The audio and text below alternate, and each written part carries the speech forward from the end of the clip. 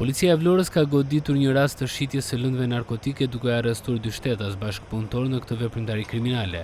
Gjithashtu janë sekuestruar në cilësinë e provës materiale lëndë dyshuar narkotike llojit kokainë ndarë në doza, 4 aparate celular dhe 1 automjet. Në vijim të punës intensive për parandalimin dhe goditjen e veprimtarive kriminale, shërbimet e policisë kanë ushtruar kontrolle në disa zona të qytetit dhe në akse rrugore si rezultati të cilave është goditur një rast i shitjes së lëndëve narkotike. Specialistët për hetimin e krimeve gjatë kontrollit të ushtruar në aksin rrugor Novosel Vlorë kanë ndaluar një automjet tip Volkswagen me drejtues shtetasin BK 26 vjeç dhe pasagjer shtetasin LÇ 33 vjeç, të 2 banues në Shijak Durrës. Gjatë kontrollit të automjetit janë gjetur dhe sekuestruar 16.9 gram lëndë e dyshuar kokainë e ndarë në doza. Gjithashtu në cilësinë e provës materiale janë sekuestruar 4 aparate celular dhe automjeti.